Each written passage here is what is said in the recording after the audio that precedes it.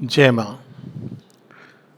श्री अरविंद के सत्य दर्शन की एक विशेषता ये है कि वो एक बहुत ही समग्र विस्तार की भूमि पर हम लोगों को ले जाते हैं। आमतौर पर जो आध्यात्मिक दर्शन रहा है उसमें कहीं ना कहीं विभाजन रहा है कि ये आध्यात्मिक है और ये आध्यात्मिक नहीं है, ये स्पिरिचुअल है, ये मटेरियल है, ये डिवाइन है, ये अनडिवाइन है। किंतु जब हम श्री अरविंद को पढ़ते हैं और देखते हैं तो बहुत मन के अंदर एक आशा भर जाती है कि ये सब हमारी यात्रा के पड़ाव हैं। तो उसी यात्रा का वर्णन हम यहाँ पढ़ रहे हैं कि जो हमारी सोल और नेचर के बीच के संबंध की, और यहाँ श्री अरविंद बता रहे हैं कि ये इस संसार को हम एक बहुत बड़ी पाठशाला के रूप में देख सकते हैं। और इस पाठशाला की जो हेड मिस्ट्रेस है वो नेचर है, प्रकृति है, और उनके अनेकों शिक्षक हैं इसमें।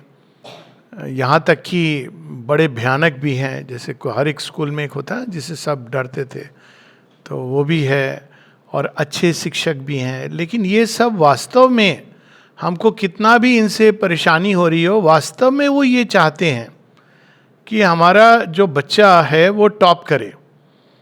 तो प्रकृति जो खेल खेल रही है, जो जिससे हम लोग कई बार परेशान हो जाते हैं, तो वास्तव में क्यों कर रही है? ताकि हम उसके भी परे, उसको बाद में, जैसे गुरुकुल में बच्चे आते थे तो उनको भूल जाना पड़ता था कि कोई घर में है। माता जी भी ये पहले पसंद करती थी, मतलब पसंद is a way of saying कि शी प्रेफर्ड कि पेरेंट्स ना रहें, क्योंकि वो माता पिता, वो कहती हैं बहुत सारा एटेविज्म, जो उनकी जो पुरानी चीज़ें वो बच्चे के अंदर डाल देते हैं, जैसे एम्बिशन डाल देते हैं कि नहीं, कितना भी सोच के लाते हैं कि ये बच्चों का यहाँ एग्ज़ाम नहीं है, वो नहीं है, अंत में इसी पर आ जाते हैं कि बच्चे पढ़ाई नहीं करते उनको एग्ज़ाम में।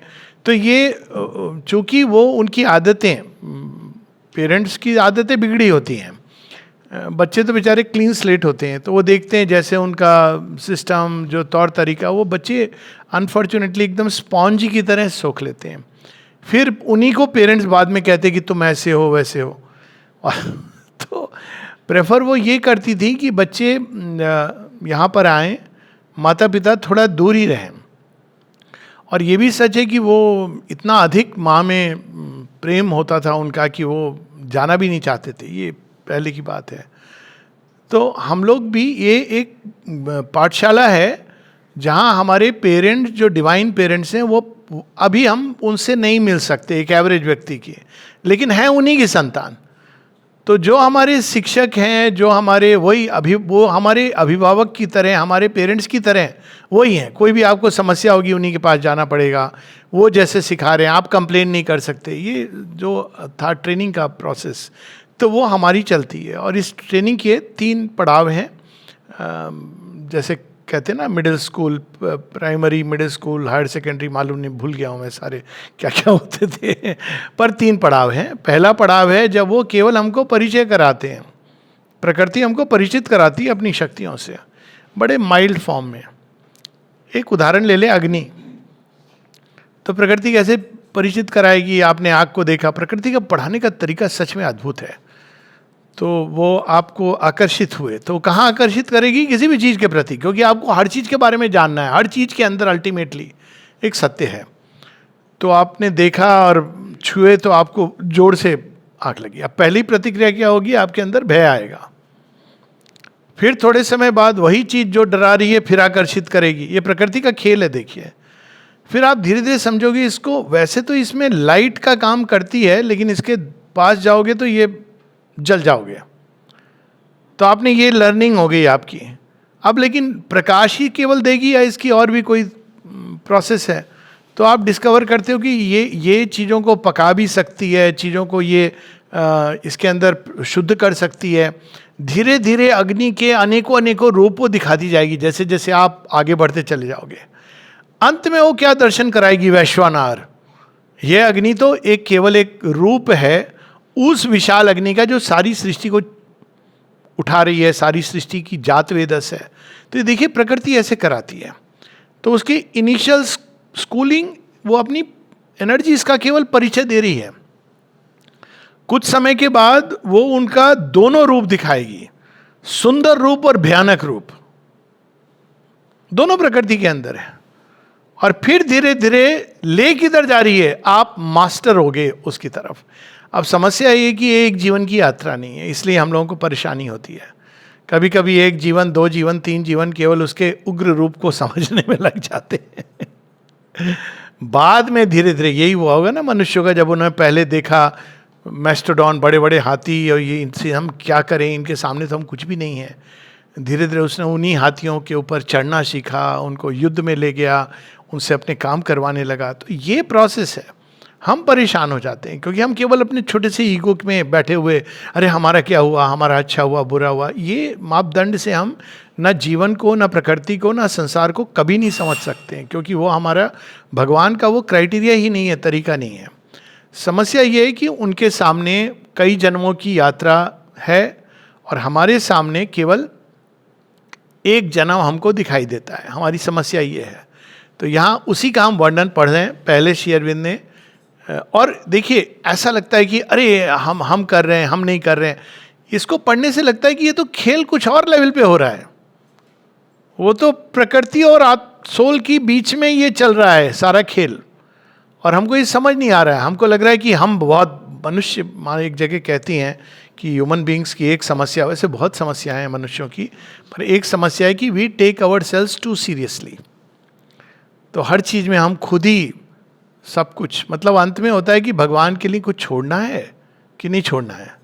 तो ये अंत में आपको ये भगवान ले जाएंगे वहाँ पर जहाँ आप अंत में यही कहोगे, हो ये सोई जो राम रचि रखा।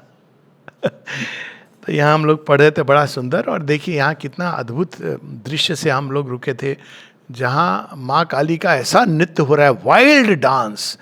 वहाँ देवता भी भयभीत हैं कि ये तो सभी नष्ट कर देंगी, ये तो आई थी असुर को नष्ट करने, ये तो देवता भी नष्ट हो जाएंगे, सारे लोक नष्ट हो जाएंगे। Wild and reckless dance of Kali. तो उसको थमाने के लिए, थामने के लिए, स्टेबल करने के लिए, स्टेबलाइज करने के लिए शिव स्वयं लेट गए इनर्ट। वो कुछ नहीं कह रहे हैं। कभी भी कोई खासकर नारी गुस्सा होती है, कुछ मत बोलिए, नहीं तो आप बहुत कॉम्प्लिकेट करेंगे चीज़ों को। तो वो शिव नीचे लेट जाते हैं। नहीं, देखिए हमारे शास्त्रों में हर चीज़ का एक उपाय बताया हुआ है। अब वो लेट जाते हैं, वो डांस करें। लेकिन यही जो है माँ काली जो इस मूड में है, वही माँ काली कुछ क्षणों के बाद वो शिव के साथ उनकी अर्धांगिनी बनकर है। वही पार्वती माँ कुछ समय के बाद जब शिव ध्यानस्थ है तो उनकी पूजा उपासना में लगी है कि इनके हृदय में चल क्या रहा है, क्या है इनके हृदय में। तो ये सारे मूड्स और मोड्स हैं नेचर के, और इसीलिए भयभीत होने वाला व्यक्ति स्कूल में नहीं पढ़ सकता है। मतलब पढ़ेगा विली निली, कोई चॉइस नहीं है आपके पास, आप अपने टीचर को नहीं बदल सकते हैं। एक ऐसा स्कूल है। तो यहाँ पर उसी को हम लोग आगे पढ़ेंगे कि फिर भी कोई स्कूल से भागना नहीं चाहता, क्योंकि वास्तव में इसके अंदर भगवान साथ में हैं। उनकी जो डिलाइट है ना, इसीलिए प्रकृति की हर चीज में, कठिनाई में उसका एंड पॉइंट डिलाइट होता है। मास्टरी का डिलाइट या रिलीफ का डिलाइट कई तरह से आपको कहीं ना कहीं आनंद एक दरवाजा खोल देता है। बड़े कष्ट से कोई गुजर रहा है, फिर उसका शरीर पूरा हो गया, उसके बाद बड़ा ये पैराडॉक्सिकल है, आप अटैच थे, सब थे, लेकिन अंदर में एक जॉय होता है, एक रिलीज का जॉय। हर प्रकार के चीजों से ले जाती है प्रकृति। अब यहां पर आगे page number 63 the secret knowledge. His works, his thoughts have been devised by her. हमको लगता है हम सोच रहे हैं, फ्री थिंकिंग। प्रकृति की मशीनरी काम कर रही है, अभी हम तैयार नहीं हैं उस उच्चतम विचारों के लिए। तो प्रकृति क्या कर रही है, वो निम्न थॉट्स आ रहे हैं और उनके कॉन्सिक्वेंसेस आ रहे हैं। प्रकृति का तरीका ये है, बहुत सिंपल है। आपके अंदर वो ऐसे विचार आ रहे हैं जो डार्क हैं, उसमें आप बह रहे हो। और चूंकि प्रकृति एक वास्ट कॉन्शियसनेस में रहती, माँ बताती है कि वो क्यों, जब माँ ये नया खेल लाई अब न्यू क्रिएशन का, तो प्रकृति ने कहा मुझे नहीं चाहिए। तो माँ उसके साथ खेलने लगी, खेलते खेलते उसको लगा इसमें तो जॉय काफ़ी है। तो माँ कहती है वो क्यों अस्वीकार कर रही थी, क्योंकि वो कह रही थी मुझे मज़ा आ रहा है, ये मेरा पपेट है। हम लोग प्रकृति की विशालता के लिए पपेट हैं। एक सुनामी आई, 2 लाख लोग चले गए, प्रकृति के हिसाब से अच्छा कोई बात नहीं, इनको मैं नया नया शरीर दे करके भेज दूंगी। प्रकृति के ग्रैंड मूवमेंट्स होते हैं। माँ बताती तुम लोग अगर उस मूवमेंट को देखोगे तो मनुष्य एक चींटी के समान लगेंगे। उस दृष्टि से हम कहते हैं हमारे साथ ऐसा क्यों हुआ। गुरु नानक जी की कहानी है। कहानी ऐसे है कि एक बार वो जा रहे हैं और उनको पकड़ लेते हैं कुछ मुगल उसके लोग, और फिर जेल में डाल देते हैं। और उनके साथ जो है बंदा, वो कहता है कि ये आपके साथ भगवान ने ऐसा क्यों किया। कहते कुछ कभी मन के अंदर ये डाउट मत लाना भगवान के प्रति, अभी तुम सो जाओ, कल सुबह उत्तर दूंगा। तो सो जाते हैं। अब उसको नींद कहाँ है, उसको लग रहा है ये क्या है, इनके साथ ऐसा क्यों हुआ। तो रियलाइज सेंट हैं, ये सबका कल्याण करने में लगे हैं। फिर सुबह उठते हैं, वो तो आराम से सो के उठते हैं। कहते हैं नींद आई, नहीं मुझे तो उत्तर चाहिए। कहते हैं तुम देखो पहले नीचे तुम्हारे कुछ दिख रहा है। कहते हैं हाँ बहुत सारी चींटियाँ मरी हुई हैं। कहते तुमने रात को सोचा कितनी चींटियाँ मर रही हैं तुम्हारे शरीर के नीचे। ये तो नहीं सोचा। कहते हैं इतनी ही विशाल चेतना, वो जब चलती है हम उसके सामने एक तिनके के समान है। अब ये एक सत्य है। उसका एक दूसरा सत्य भी है कि हम ईश्वर हैं, लेकिन पहले हमको ये रियलाइज करना है। जो विनम्र नहीं है उसके जीवन में ज्ञान नहीं आ सकता। First lesson is to be like a grass, humility. अगर किसी को थोड़ा भी एरोगेंस है, मैं जानता हूं, मैं करता हूं, मैं कर लूंगा, तो बार बार उसको, वो मेरा कॉइन किया वर्ड है, धोबी पछाड़ योग। भगवान कहते हैं अच्छा तू करेगा, ओके। भगवान नहीं कहते, प्रकृति। भगवान तो बहुत दयालु है, वो देख रहे बेचारे। तो प्रकृति कहती कम, तू करेगा ना, हाँ चल, मैंने विजय प्राप्त की है अपने ऊपर, मैं आत्मजयी हो गया हूँ। कुछ लोगों के अंदर बड़ा ये भी, मैं जितेंद्रिय हूँ, जित क्रोधी हूँ। अच्छा ओके वेट। और आप ऐसा पटकते हो कि जमीन पर रोल कर रहे हो कि क्या हो गया, पता भी नहीं चलेगा आपको कि आप प्रकृति के। तो विनम्रता माने इस जगह का है, होस्टाइल और एडवर्स फोर्सेस से बचने का एक तरीका ये है विनम्रता। और प्रकृति आपको डेवलप कराएगी, क्योंकि ये फर्स्ट लेसन है ज्ञान का। फर्स्ट स्टेप नहीं है बिना विनम्रता के। जो ये सोच रहे हैं कि हम जानते हैं क्योंकि हम डॉक्टर हैं, इंजीनियर हैं, डिग्री हैं, या हमने शास्त्र पढ़े हैं, या हम भाषण दे रहे हैं शास्त्रों पर, हमें बहुत लोग मानते हैं, हमारा बड़ा मान है, हमको ये अवार्ड मिला है। One is not ready even to enter the path. वो तैयार भी नहीं है पथ पर, जो ये समझ रहे हैं कि मुझे ज्ञान है, कि हम बड़े मठाधीश हैं, मंडली। None of this qualifies. तो फर्स्ट स्टेप इज विनम्रता। His being is a mirror vast of hers. धीरे धीरे प्रकृति अपने सारे मूड्स, और व्यक्ति क्या करने लगता है, रिफ्लेक्ट करने लगता है। अब प्रकृति के मूड देखिए, अभी सुहाना सफ़र है, मौसम हंसी, अगले क्षण सब बदल ना जाए कहीं। वो ऐसा बदलता है कि वो भयानक आंधी तूफान। तो हम लोगों के अंदर भी यही होता है। His being is a mirror vast of hers. कभी, इसलिए लोगों को कभी एक क्षण के उस पर जज नहीं करना चाहिए, करना तो कभी नहीं चाहिए, क्योंकि वो बेचारा क्या कर रहा है, प्रकृति के मूड्स को रिफ्लेक्ट कर रहा है। और इन मूड्स का एक डिवाइन इक्विवेलेंट भी है, ये नहीं कि ये अपने आप आ रहे हैं, दिस इज डिवाइन। शिव जब डिस्ट्रॉय करते हैं वर्ल्ड्स को, विलाप करते हैं, सारी सृष्टि दुख से भर जाती है। वो देवता का विलाप है। देवता का जब डिस्ट्रॉय करते हैं, शेरविंद कहते हैं कि what Shiva does consciously the asura does unconsciously. ये उसकी प्रॉब्लम है। फिर भी वो प्रिय हैं शिव को। विनाश तो ये वही करते हैं ना, उनका काम ही यही है। पर ये भी एक मूड है प्रकृति का। और फिर अगर ऐसे देखने लगो तो एकदम अलग दृष्टि से, कि जय माँ, जय काली माँ, आप सुनामी के रूप में आ रहे हो। Active, inspired by her, he speaks and moves. सारे जो प्रकृति के अंदर आप देखेंगे तो शिक्षा मिल जाएगी। तो वही हमारे अंदर वाणी में, हमारी कृत्यों में, हिज डीड्स ओबे हर हार्ट्स अनस्पोकन डिमांड्स। तो अपनी प्रतिकृतियां एक से एक बना करके, और कर क्या रही है, भगवान को बुला रही है उसके अंदर भी एक देवत्व देखिए। जब भीमसेन जाके दुशासन की भुजा उखाड़ते हैं और छाती के लहू पीते हैं, अगर आप इसको मॉडर्न स्टैंडर्ड से देखोगे आप कहोगे ये क्या है। प्रकृति के अंदर तो इससे कहीं वर्ष चीजें होती हैं, लेकिन उनके अंदर वो देवत्व के लेवल तक चला गया है। ही like a god.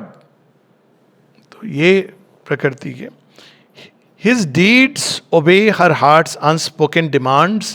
Passive, he bears the impacts of the world as if her touch is shaping his soul and life.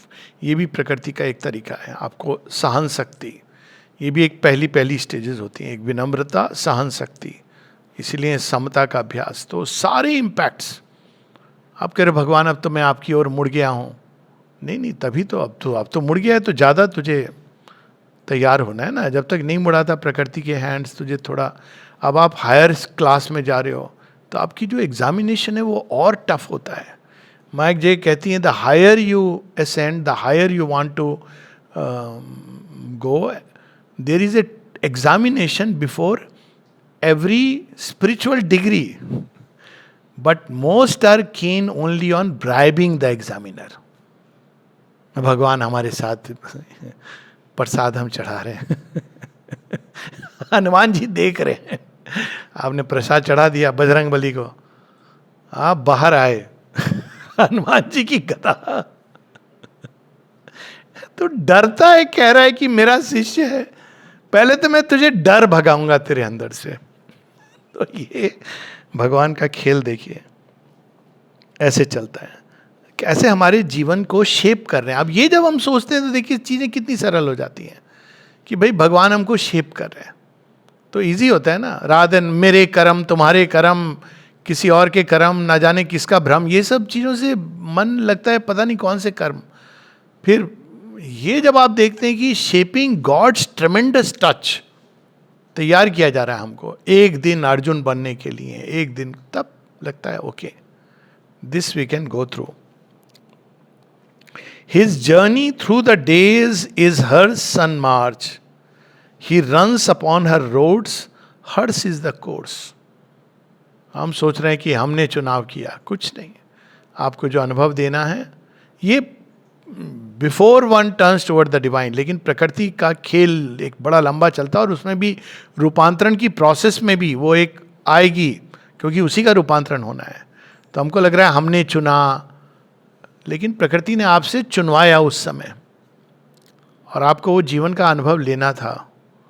तो आपको ये जो शी इज डूइंग, एक जगह श्री अरविंद की लाइन है, nature man is a dynamo for God's work, nature does most in him, God the highest, only his soul's consent is his own. जब तैयार हो जाता है इन सब से गुजर के, तब प्रकृति कहती है, परा प्रकृति माँ अदिति आपके हाथों हम मैं सौंप रही हूं। तो ये स्कूल से बच के नहीं जा सकते। ए witness and student of her joy and डोल। अब वो धीरे धीरे ग्रेजुएशन, मतलब नेक्स्ट लेवल कब आता है, मिडिल क्लास का, जब वो समझना चाहता है कि ये हो क्या रहा है मेरे लाइफ में। ये आती ना सबके साथ, 2-4 बार अच्छे से आप रगड़े जाते हो, फिर आप कहते हो ये हो क्या रहा है मेरे साथ, क्यों हो रहा है, ये प्रश्न करते हो। बुद्धि जैसे लोग तो दूसरों को देख के प्रश्न करने लगते हैं कि अरे ये क्यों है, पर आम व्यक्ति ऐसा नहीं करता है। जब उसके पाँव के ऊपर कोई स्टेप करता है, अरे संसार में पीड़ा क्यों है, तो आप पहले व्यक्ति हो तो ये जो है नेक्स्ट वो उसको उकसाती है कि मुझे समझ। अब देखिए वहाँ से एक ज्ञान का नेक्स्ट स्टेप आया। पहले विनम्रता, अच्छी से ठोक पिटाई, अब आप समझने की कौन है जो मुझे इस बुरी तरह पीट रहा है। A partner in her evil and her good. देखिए जॉय एंड डोल, पहले वो क्या करेगी, खुशी दे देगी आपको लगा, अलग अलग थ्योरीज हैं जो भी हैं, मजा आ गया। वही व्यक्ति जिसने आपको खुशी दी थी लिख के रख लो, पीड़ा का कारण बनेगा। वही वस्तु जो आपको खुशी दे रही थी, वो कंबल वाली कहानी ना कि अब कंबल नहीं छोड़ता मुझे। हाँ, कितना अच्छा घर बन गया, आप बड़े, अब आपसे वो घर नहीं छूटेगा। आप बोलोगे मैं जाना चाहती हूँ, जाना नहीं छूट रहा।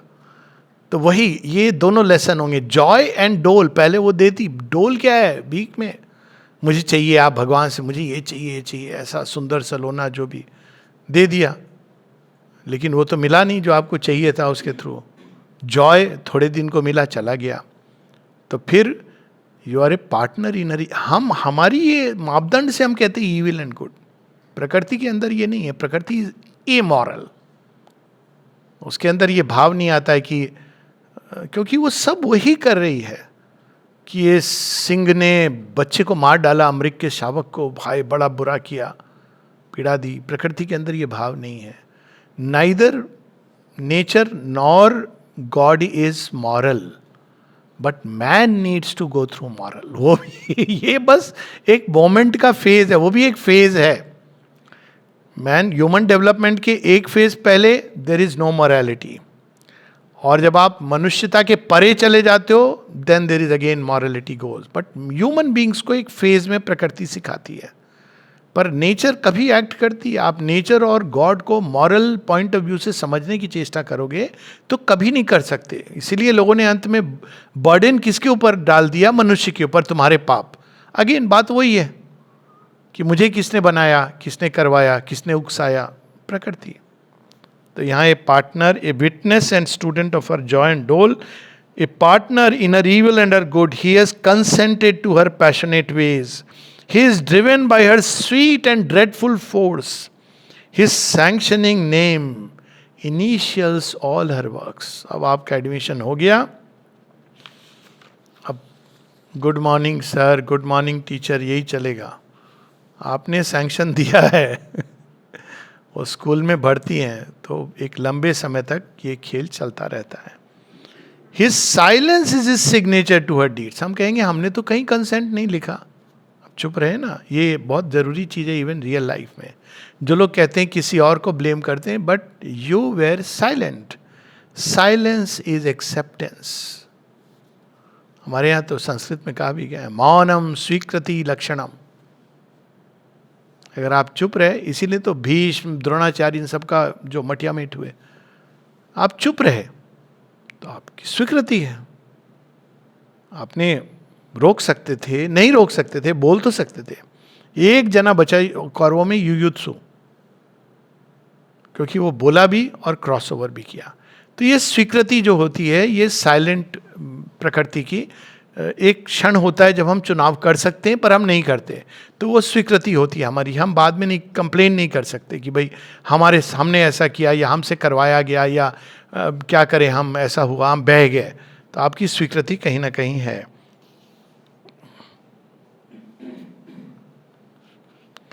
In the execution of a drama scheme, in her fancies of the moment and its mood, in the march of this obvious ordinary world। क्या लाइन है। पर पहले देखिए क्या कह रहे, enactment of a drama scheme. निश्चित रूप से लोगों ने इसको ऑब्जर्व किया होगा। मैंने बहुत लोगों के जीवन से परिचय होने के कारण ऑब्जर्व किया है। वही व्यक्ति, एक व्यक्ति के लिए वो हीरो है और वही व्यक्ति दूसरे के लिए विलेन है। आप कभी ऑब्जर्व करना, बड़ा आश्चर्य होता है। और ये नहीं कि कोई जानबूझ के कर रहा है। एक पार्ट आपका जो बड़ा भयंकर पार्ट है, वो एक व्यक्ति के साथ संपर्क में आ रहा है, बाहर आ रहा है। और एक पार्ट जो आपका बहुत अच्छा पार्ट है, वो दूसरे के साथ। और अगर दो व्यक्तियों से पूछा जाए ये कौन है, कई बार मेरे पास लोग आके बोलते हैं पता है ये बड़े वो हैं, ऐसे हैं, वैसे हैं, माने सारी कंप्लेन, लेकिन दूसरों के सामने इनका दूसरा चेहरा सामने आता है। तो मैं कहता हूँ मुझे मालूम है ये होता है। कोई नई चीज़ नहीं है। और वो जेन्युइनली, ये नहीं कि वो व्यक्ति ऐसा कर रहा है। The same person, there are different sides. और जितना कॉम्प्लेक्स होता है उतने उसके एस्पेक्ट्स हैं। तो यहाँ पर कि वो ड्रामा स्कीम में वही व्यक्ति जो किसी के लिए अपार खुशी का कारण बनता है, वही किसी और के लिए अपार दुख का कारण बनता है। वो नहीं चाहता है कि दुख दे, लेकिन वो कारण बनता है। ये प्रकृति का रचा हुआ ड्रामा। और ये line, in the March of this obvious ordinary world, I love this line. Obvious ordinary, ordinary क्यों है ये संसार? लोग कहेंगे नहीं नहीं बड़ी बड़ी चीजें हैं। अगले क्षण क्या होगा आपको पता नहीं है। आपको सब कुछ मिल जाए तो भी मिजरी आपके साथ है, और कुछ नहीं, बुढ़ापा, और वो आप कितनी भी एजिंग एंटी एजिंग क्रीम लगा लें आप मन को तसल्ली देने के लिए मैं बहुत जवान हो रहा हूं, मूर्खताएं करें, लेकिन अब ये क्या है? माँ एक जगह कहती हैं कि ये जो वार्धक्य है, जो डीजेनरेशन होता है उसके साथ, और जो उसके बाद मृत्यु की शैया पर वही व्यक्ति लेटा हुआ है, ऑब्वियस ऑर्डिनरी वर्ल्ड, ऐसा नहीं होना चाहिए। व्यक्ति कितनी उमंग, कितनी अभीप्सा, कितनी चीज़ों की अगर हम देखें अंदर की लाइफ तो कितनी अलग होती है, परफेक्शन की चाह होती है।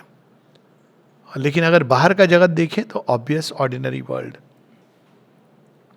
Where all is deep and strange to the eyes that see, and nature's common forms are marvel wefts. लेकिन अगर उसकी गहराई में जाएंगे तब दिखता है कि कैसी रचना है, किसने रचा, एक एक सीपी, एक एक अणु। ये प्रश्न एक मेरे मन को उलझाया करता था कि ये शरीर का डिजेनरेशन क्यों होता है?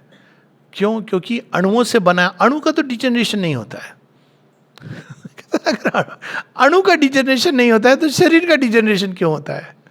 होता है। देखिए बड़ी इंटरेस्टिंग चीज है। Of course now I have the answer, लेकिन वो एक अलग दिशा में जाना होगा। तो ये अगर आप देखें तो स्ट्रेंज, कोई चीज सॉलिड नहीं है लेकिन हर चीज सॉलिड है। हर चीज में अगर आप गहराई में भगवान छिपे हैं, बाहर रावण का चेहरा सामने आ रहा है।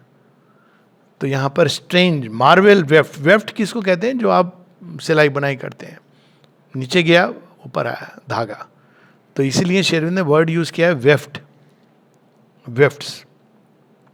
She, through his witness sight and motion of might, unrolls the material of her cosmic art. धीरे धीरे वो हमको हाथ पकड़ के ले जाती हैं स्टेप बाय स्टेप। चल अब अगले क्लासरूम में, अगले क्लासरूम में, उन सब से ले जाके अंत में कहाँ ले जा रही हैं? प्रकृति को पता है।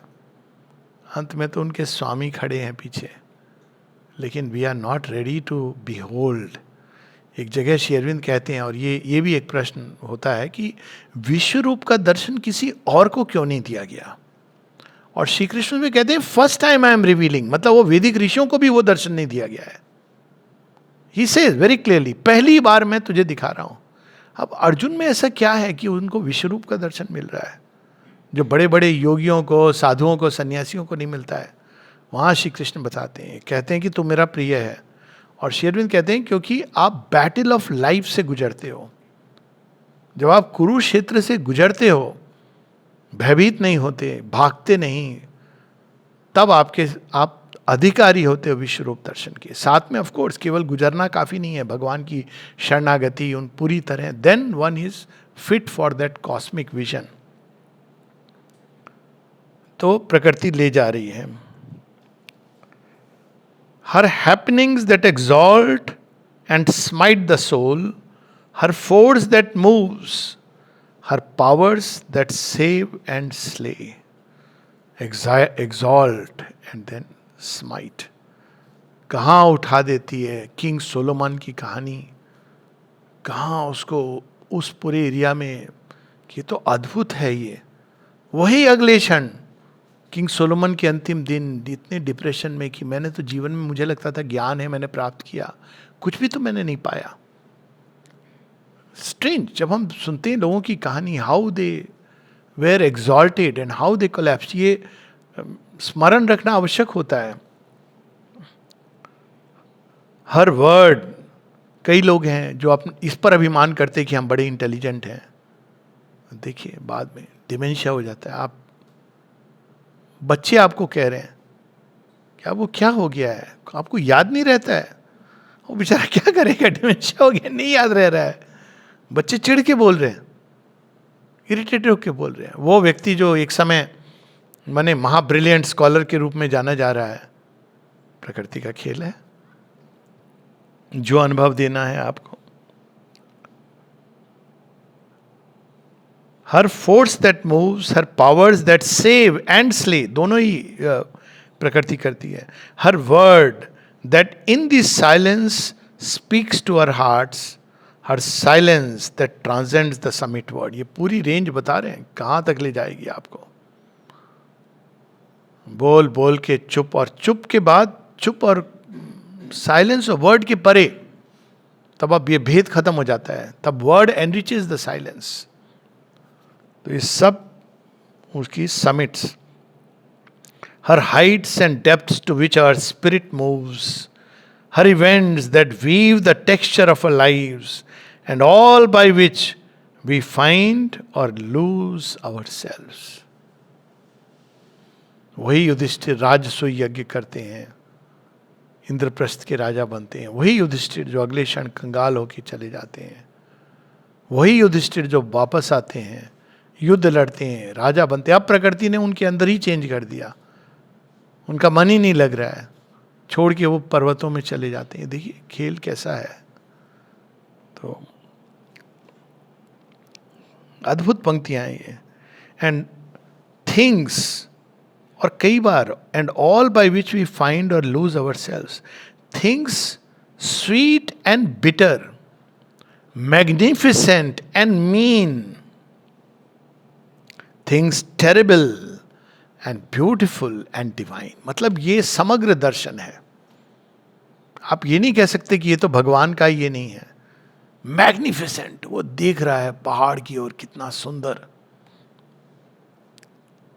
नीचे से एक सांप आया, मीन छोटा सा क्रीचर, डस के कहाँ गुम हो गया, और ऐसी सी चीजें. तो ऐसी स्टोरीज है मेरे पास कि आश्चर्य होता है.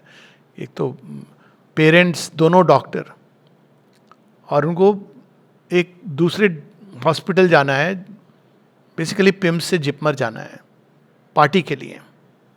तो उनका 4 साल का इकलौता बेटा बाहर खेल रहा है. फिर वो आते हैं तैयार होके, चलो चलो, वो तैयार है, बैठ जाता है, गाड़ी चलती है. तो कहता है कुछ पेन हो रहा है, कहीं पाँव में उसके हल्का पेन हो रहा है, दर्द हो रहा है.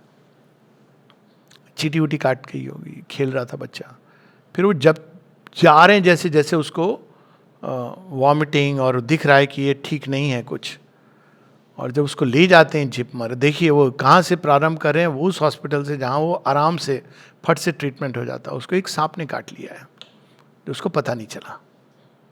By the time he reaches, he is put on ventilator and everything, doesn't survive, only son. अब आप सोचिए ये क्या अनुभव है, कैसा चेंज है पूरा एटमॉस्फेयर का, मूड का, क्लाइमेट का. ये एक कहानी नहीं है. ऑफ कोर्स उसके बाद वो आगे बढ़ते हैं, उनकी और संतान, they are very happy now. I am just telling कि कैसे ये सब टेरिबल, डिवाइन, सब कुछ प्रकृति के अंदर है. कोई भी चीज ऐसा नहीं कि उसके बाहर है. इवन जिसको हम होस्टाइल और एडवर्स फोर्स कहते हैं, वो भी प्रकृति का ही हिस्सा है. निम्न प्रकृति की एकदम गहराई में जाएंगे, पाताल लोक, वहां भी वही है. हर empire in the cosmos she has built, he is governed by her subtle and mighty laws. वो सिखा रही है क्या नियम, बड़े भयानक तरीके से ले जा रही है. एम्पायर देख, एक दिन तो उत्तराधिकारी बनेगा. अब ले गई कहाँ. अब देखिए राम जी को कैसे प्रिपेयर किया था, ऐसे तो किया था ना. जब राजा कहते हैं नहीं नहीं नहीं, हम अपने छोटे हैं बच्चे, इनको मैं आपके साथ भेज दूं, किस लिए ले जा रहे हैं, वहाँ बड़े असुर हैं, उनसे लड़ना है, प्लीज. वो कहते हैं, विश्वामित्र बताते नहीं है, पर उनको पता है कि जो इनको बाद में लड़ना है वो तो भयंकर है. अभी तो अब पहले ही युद्ध में प्रॉब्लम शुरू हो जाती है. कौन ताड़का, राम जी के आइडियलिज्म सामने आ जाती है. नारी है, नारी पर मैं कैसे अस्त्र उठाऊंगा. विश्वामित्र कहते हैं नारी पुरुष नहीं है, तो देख केवल उसके अंदर कौन सी शक्ति कार्य कर रही है. नहीं नहीं नहीं, हाउ कैन आई. वो हर बार परेशान होते हैं. फिर एक झटके से जब वो एकदम उस मूड में आती कि नाउ शिलो ही शूट्स, उसके बाद उनका एक कहते हैं ना कि खुलता है पूरा अंदर से. प्रकृति के अंदर ही है सारी चीजें. वो ट्रेन करती है ऐसे, आपका कन्फ्रंटेशन ऐसा होगा.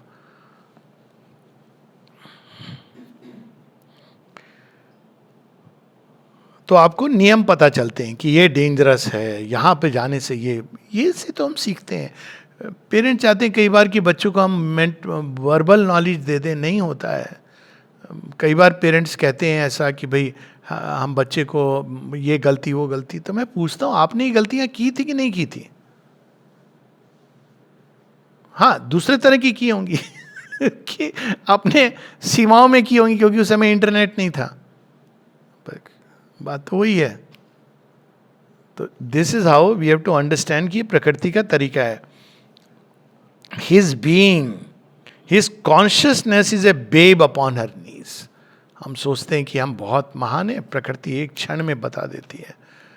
महान से महान योद्धा, थोड़ा सा बुखार होता है, देखिए कैसे बिस्तर के ऊपर चला आता है, बेब अपॉन हर नीज। और सच में केवल ब्रह्मांड को देखें तो मुझे लगता है ये देख के विनम्रता आती है और आश्चर्य आता है। आश्चर्यवत पश्यति कश्चित् दिनम। मनुष्य जो समझता है मैं लुक एट दिस यूनिवर्स, क्या teeming with stars and galaxies, किस स्पीड से जा रहे हैं। एक किसकी मैं गति पढ़ा था, एक कॉमेट या कुछ, उसकी क्या स्पीड, 1 सेकेंड में उतना कवर करता है वो कॉमेट डिस्टेंस जितना आपको यहाँ से महाबलीपुरम, 1 सेकेंड, सम 54 किलोमीटर्स पर सेकेंड। ये तो एक छोटा सा वो पत्थर है जो स्पेस में, पृथ्वी की स्पीड आप देखिए कैसे घूम रही है। So her being a field of her vast experiment, her endless space is the playground of his thoughts. She binds to knowledge of the shapes of time and the creative error of limiting mind and chance that wears the rigid face of fate and her sport of death and pain and nescience. अब देखिए एक line कितनी अद्भुत है। His being a field of her vast experiment. आजकल ये कुछ लोगों के अंदर ये थॉट आ गया है कि क्या हम जैसे होता है टीवी में कोई हो रहा हो, are we in a simulation, कि ऐसा तो नहीं कि एक कोई एक्सपेरिमेंट चल रहा और देखा जाए तो चल रहा है, सुपरमैन निकलेगा एक्सपेरिमेंट से। उसी प्रकार से आप देखिए पशुओं के अंदर एक्सपेरिमेंट, उसके अंदर से कैसे इवोल्यूशन हुआ है। तो अब हमें अच्छा लगे बुरा लगे वो एक अलग बात है।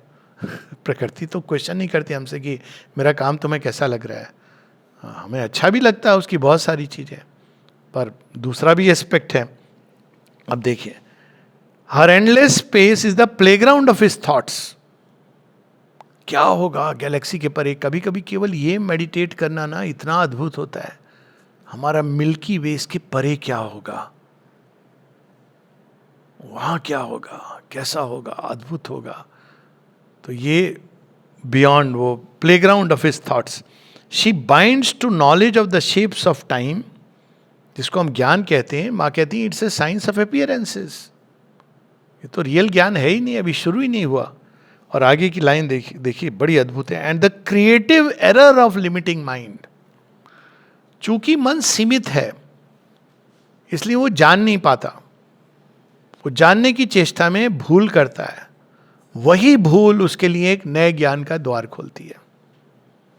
जैसे हमारे अलेक्जेंडर फ्लेमिंग साहब थे, उन्होंने वो पेट्री डिश भूल से छोड़ दी खुली।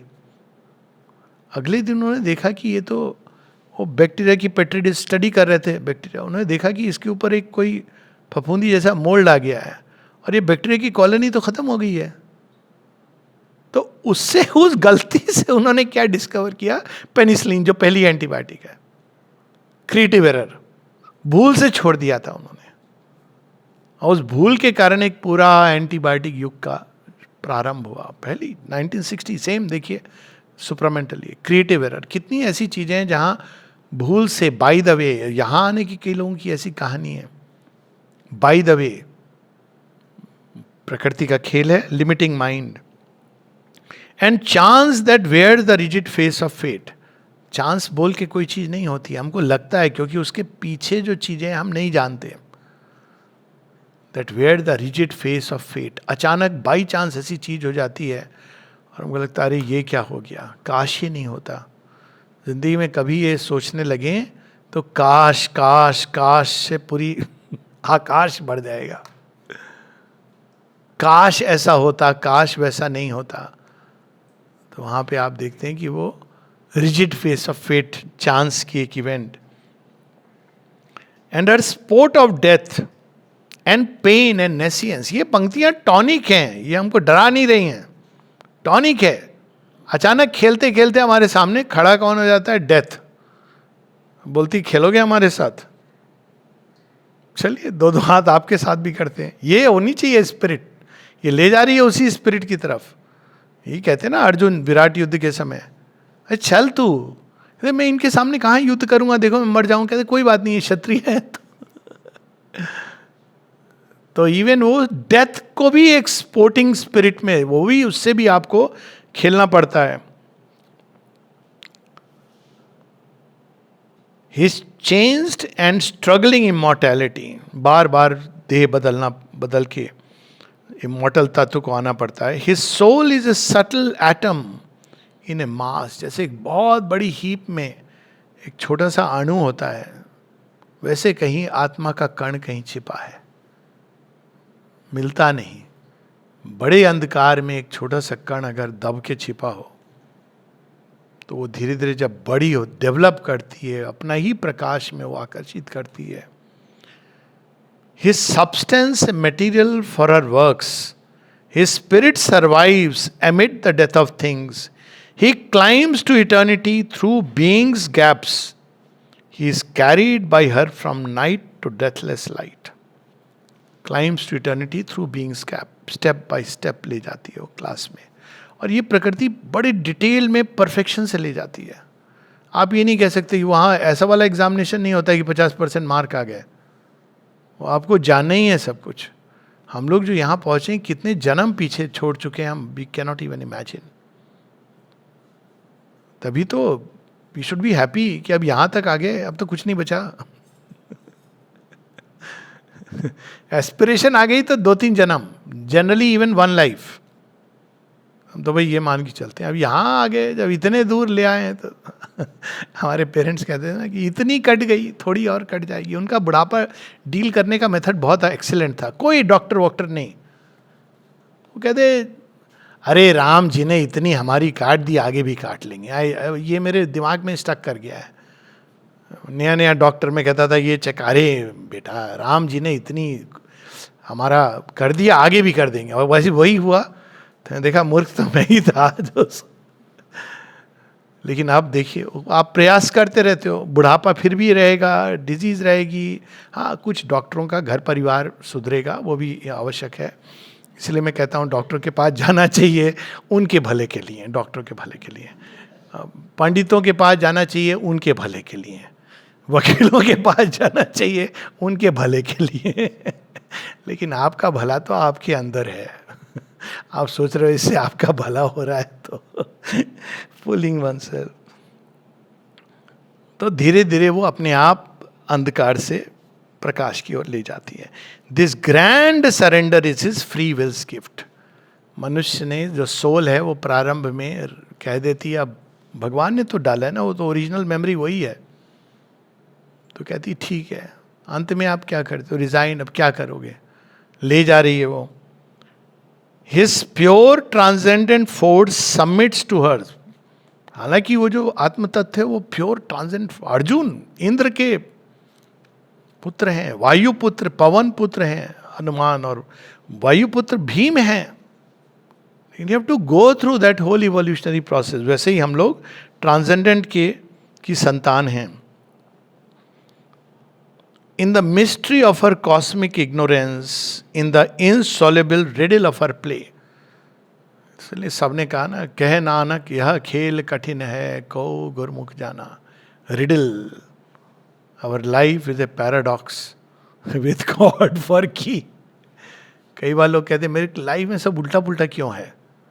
मैंने कहा इसका मतलब भगवान कह रहा है अब असली चाबी को ढूंढ लो। बिना भगवान की चाबी मतलब सॉल्व नहीं कर सकते गुत्थी को। तो रिडल, जीवन एक रिडल के रूप में। और वो रिडल इतनी जटिल होती जाती है क्योंकि जब तक आप उस रिडल का रियल सॉल्यूशन पे नहीं जाओगे, वो ऐसा नहीं है कि नेचर कहती है अच्छा ठीक है दया नहीं है, वो दया करने से तो प्रॉब्लम है। वो कहती है अच्छा तू भागना चाह रहा है, okay I will increase the riddle. तो एस्केप नहीं कर सकता, you have to confront it. अंत में आप इसी पर कि भगवान के अलावा कोई चारा नहीं है. तो मनुष्य तब तक बेचारा है जब तक उसने अपना रियल चारा नहीं ढूंढ लिया. बाकी सब अनाथ और बेचारी हैं.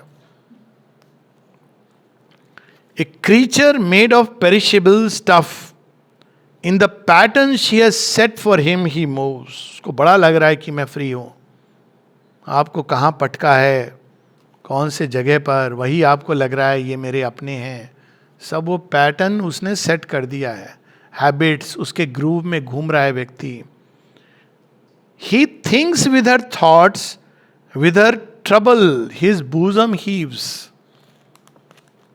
तो ये फ्री थॉट वगैरह, ये दिल के बहलाने को ख्याल अच्छा है. कई बार लोग कहते हैं कि ये नेपाल में अनरेस्ट, ये अनरेस्ट कौन करवा रहा है, कोई अमेरिका, चाइना. अरे भाई प्रकृति करवा रही है. ये खेल है, बड़ा भयंकर खेल है. वो तो इंस्ट्रूमेंट बना लेती है ना, किसी राष्ट्र को इंस्ट्रूमेंट बना लेगी, व्यक्तियों को इंस्ट्रूमेंट बना लेगी डायरेक्टली, क्योंकि उसको जो करना है उसके थ्रू ले जाएगी. He seems the thing that she would have him seem. अब ये देखिए, आप तिब्बत का देखिए, तिब्बत की अगर पढ़ें कि कैसे तिब्बत अधीन हुआ चीन के. बड़े पावरफुल किंग्स थे और नोबल किंग्स थे. अगर आप उनको देखेंगे तो लगेगा कि हाँ हमारे भारतवर्ष के जैसे नोबल आर्य राजा होते थे वैसे. लेकिन वहाँ पे बुद्धिज्म आ जाता है और धीरे धीरे वही पंचशील, अहिंसा करते करते वो एक पूरी तरह चीन का झांसा, फिर ब्रिटिशर्स, ये सब. अब उनको ये सीखना है that we have to learn to rise and fight. ये आप लेसन प्रकृति सिखाएगी hundreds of years. It doesn't matter, प्रकृति के लिए 300-400 साल कुछ भी नहीं है. वो ले जाएगी आपको उस रोड से. तो दिस इज हाउ प्रकृति ऐसे सिखाती है हमें. He is what ever her artist will can make. Although she, अब आ रही है कि इसकी सीक्रेट, कि वो वास्तव में शिक्षिका है. लास्ट में होता है ना, आप टीचर को कहते हो आपने हमको डंडे मारे, अब तो नहीं होते, अब तो टीचर डरते हैं बच्चे से. फ्रीडम फ्रीडम, कहीं कुछ ना हो. पहले टीचर बोलते भी थे, कभी कभी लग भी जाता था बाएं दाएं हाथ का, और ये भी होता था. बाद में बच्चे कहते थे थैंक यू टीचर, आपने हमको करेक्ट करके रखा, इसलिए आज हम मैथ सीख गए. टीचर भी स्माइल करती है. तो लेकिन नाउ टीचर डरे होते हैं, लॉ इतनी स्ट्रांग है, पोस्को एक्ट ना लग जाए, पता नहीं क्या हो जाए, तो दे आर ऑल स्केयर्ड. माता पिता भी डरे हुए हैं कि भाई बच्चे से कुछ. तो ये एक नया मोड है. ये नहीं कि ये भी प्रकृति का खेल है. क्यों? क्योंकि उसने एक्सेलरेटेड मोड में डाल दिया है. अब उसने क्लासरूम से सारे टीचर कम से कम आपको कुछ तो रेगुलेटेड था, नथिंग इज रेगुलेटेड. अब आप क्या कर रहे हो? एक्सपेरिमेंट का द्वार है, एंडलेस एक्सपेरिमेंट. आप जल्दी सीखोगे या जल्दी गिरोगे, जल्दी गिरोगे जल्दी सीखोगे, ये अब प्रोसेस चल रही है. It is evolution next. तो उसमें एक्सेलरेटेड इवोल्यूशन का मोड आ गया है. तो अभी हमको ये नहीं समझ आ रहा है, लेकिन धीरे धीरे वी विल सी कि this is the accelerated evolution. कई सारी वृत्तियां निकल के आई. लोग कहते हैं ये क्या है, पहले नहीं थी. अब आप अपने ही काल में देख लेंगे, ये वृत्तियां जो निकली थी उनका शमन भी हो रहा है. लोग उससे उब गए हैं. वही वृत्तियां एक समय था जब पोर्नोग्राफी आई थी बड़े. अब आप धीरे धीरे देखोगे जो उस जनरेशन के लोग थे वो they are sick and tired.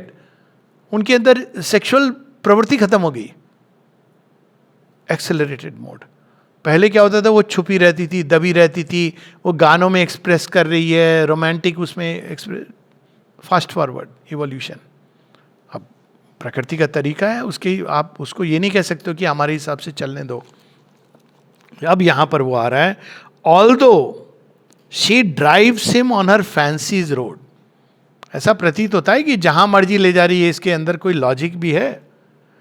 At play with him as with her child or slave. To freedom and the eternal's mastery and immortality stand above the world. She moves her seeming puppet of an hour. ले कहाँ जा रही है? Conscious immortality की तरफ। उसके लिए बार बार मृत्यु आती है सामने। फिर एक टाइम आता है, कई लोग करते हैं ना शमशान साधना, मृत्यु से, वो भय से छुटकारा, then you are open to the higher, but you don't need to do all that nonsense. एक टाइम आता है जब आप कहते हैं यार क्या चीज़ है जिसकी डर को लेकर के हम ट्रेडमिल किए जा रहे हैं, वहाँ जा रहे हैं, यहाँ जा रहे हैं। उससे मच ईजियर कि आप मृत्यु का भय ही खत्म हो जाए। एक टाइम आता है जब वो ले जाती है, उस लेवल पर आपको ले जाएगी जहाँ आपके अंदर से जब डर खत्म हो जाएगा मृत्यु का, तो बस द्वार तो बाकी सारे खुल जाते हैं, क्योंकि उसी के पीछे तो अमृत तत्व का चेहरा छिपा है।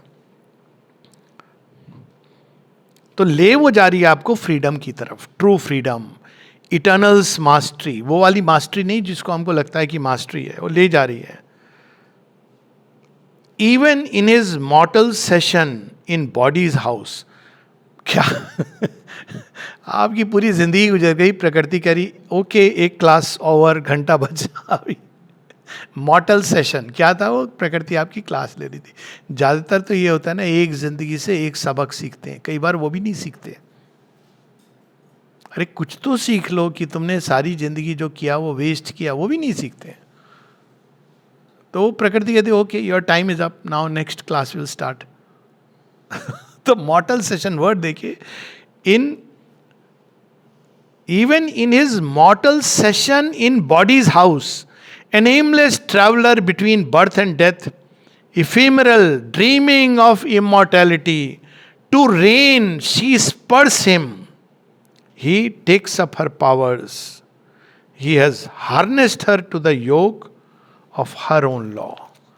फिर करते करते घसीटते वो अंत में क्या सिखा रही है?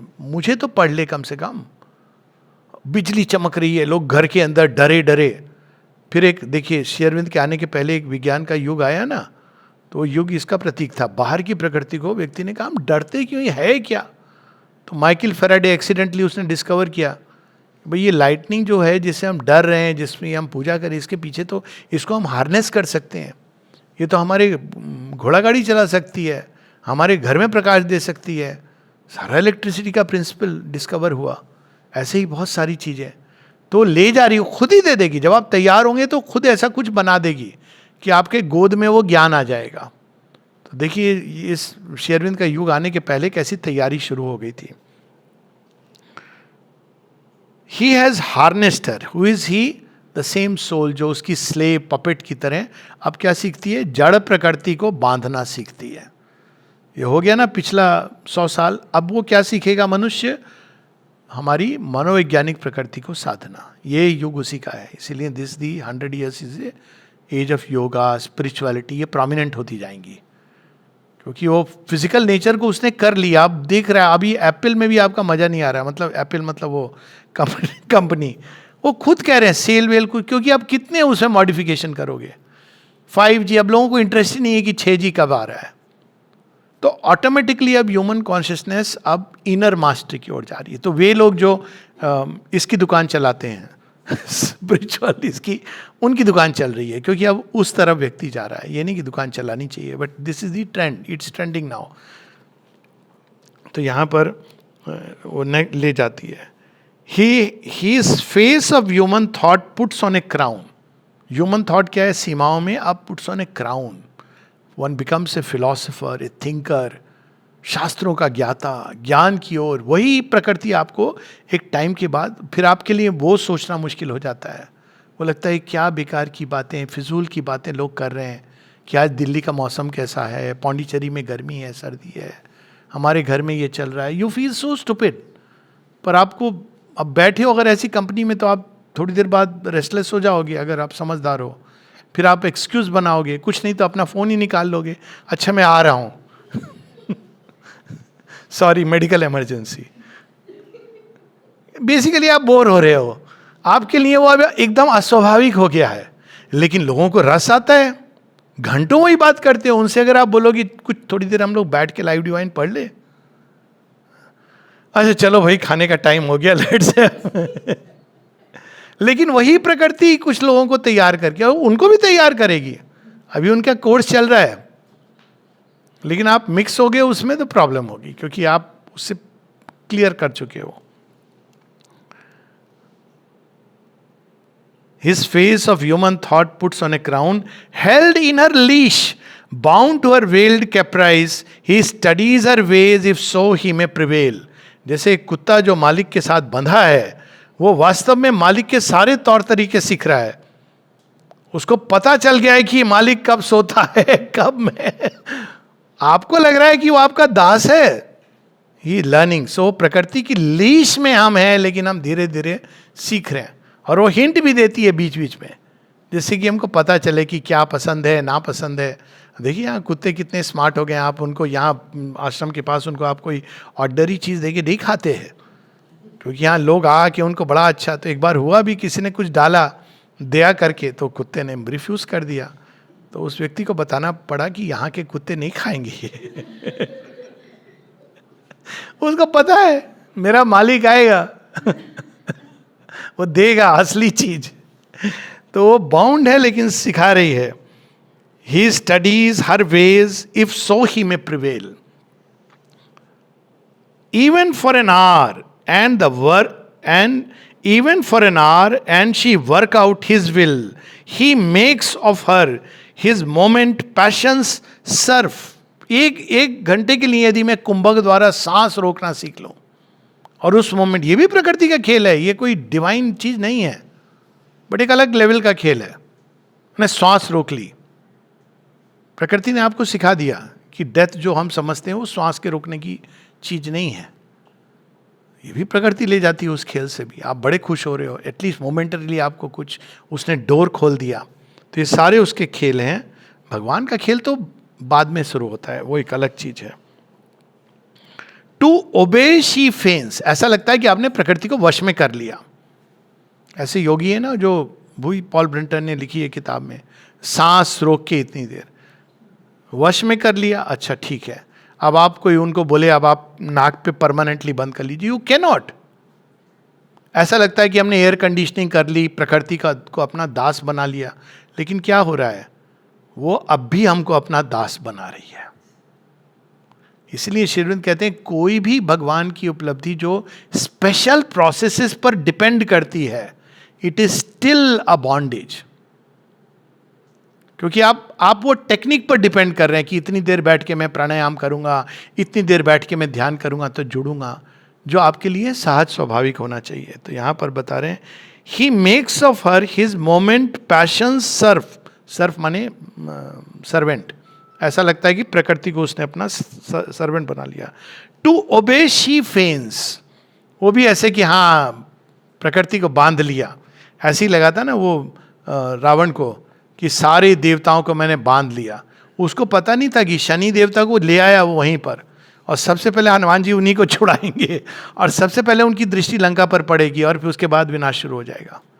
To obey she feigns. She follows her creature's lead. तुझे लग रहा है कि तू मुझे बांध करके एयर कंडीशनिंग कर लेगा, हवा में उड़ाएगा, चल ठीक है मैं देती हूँ अपनी ये नॉलेज तुझे दे रही हूँ.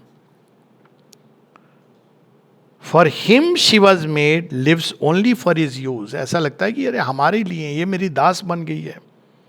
अंतिम 4 पंक्तियां. But conquering her then is he most her slave. He is her dependent, all his means are hers, nothing without her he can, she rules him still. ये प्रॉब्लम है एआई की. एक स्टेज आएगी कई लोगों में जिनके लिए सोचना इम्पॉसिबल हो जाएगा बिना एआई टूल के. ये कोई अच्छी चीज नहीं है. जैसे अभी कैलकुलेट करना बड़ा मुश्किल होता है, आप कैलकुलेटर लेकर के. अब पहले तो ये समस्या नहीं होती थी, पहाड़े याद हो जाते थे, फट से आप करते थे. Now you can not, you have lost that faculty. अब धीरे धीरे वो चैट जीपीटी है ना, जो भी है वो आपको ऐसे लिख रहा है. अब धीरे धीरे वो शेरविंद को भी पढ़ा रहा है, शेरविंद की लिखने का इंटरप्रिटेशन भी दे रहा है. भाई कुछ तो छोड़ दो अपने लिए, कम से कम पढ़ने का जॉय तो रखो.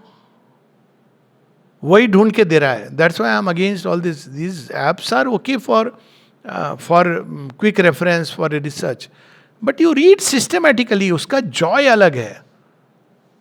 शुरू से आखिर तक कहीं से डिसकनेक्टेड, तो धीरे धीरे हमारी वो फैकल्टी, ये भी प्रकृति का खेल है। क्योंकि कई लोग, बहुत सारी जो, ये सच है कि population, whether we like it और not, it is going to collapse. इसका प्रेडिक्शन कई लोगों ने किया है, कई कारणों से, अलग अलग कारण बनेंगे। Antibiotic resistance a big thing, 1/3 population wipe out. और उसका अभी भी लोग सोल्यूशन क्या ढूंढ रहे हैं कि हम एंटीबायोटिक का इस्तेमाल जुडिशियसली करें। ये नहीं देख पा रहे हैं कि नेचुरल इम्यूनिटी को डेवलप करें। अभी भी यही बात हो रही है कि हम नई एंटीबायोटिक्स लाएं, जुडिशियस यूज करें। Have not touched the real problem.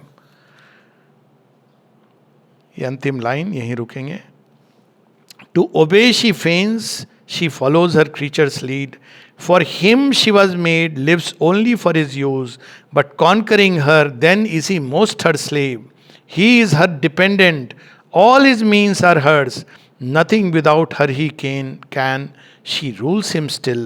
At last he wakes to a memory of self. ये सारे स्कूल से करने के बाद तब आप कहते हो ये तो हम अच्छी दास्ता हो गई है हमारी। अब खुद ही देखो, हम लोग बड़ी लकी जनरेशन है जिन्होंने ये ट्रांजिशन देखा है। एटलीस्ट हम लोग, we have seen the transition. जब हम we had time to stand and stare and think and reflect. अब वो चीज, वो रेस्टलेस, स्विगी, वो जो बनाने का अभी एडवर्टाइजमेंट आने लगा है ना, कुछ बच गया है। वो नूडल बनाती ना मम्मी, उसके साथ रुके तो कहते कुछ बच गया है ना, कहते नहीं आपने वो मसाला डाला, फिर बोलती कुछ बच गया है। तो वो एक्चुअली जो बहू है वो काम करी है कॉरपोरेट सेक्टर में, फिर वो कहते कुछ बच गया है, बहू कुछ बचा है क्या, तो वो आती है। Then it closes very beautifully, 2 minute अपनों का साथ। क्या बच गया है? You have to put that love, that togetherness, वो बच गया है। आपने सब डाल दिया लेकिन कुछ बच गया है। तो वो चीज़ तो स्विगी में नहीं मिलती, but we have to learn it. लोग कई बार बोलते हैं ना कि इतनी बीमारियां क्यों आ रही है, एक कारण ये भी है। वो जो एक नेचुरल कोर्स में जो कुकिंग, उसमें जो एक जॉय और उसमें जो एक love, now it is being replaced. But mankind has to go through it. ये पढ़ने के बाद कोई चिंता नहीं करनी है। स्विगी वाले इधर चले आओ, डाइनिंग रूम वाले इधर। जय माँ, जय माँ, जय माँ। जो माँ को याद करके बनाए वो प्रसाद है। जय माँ।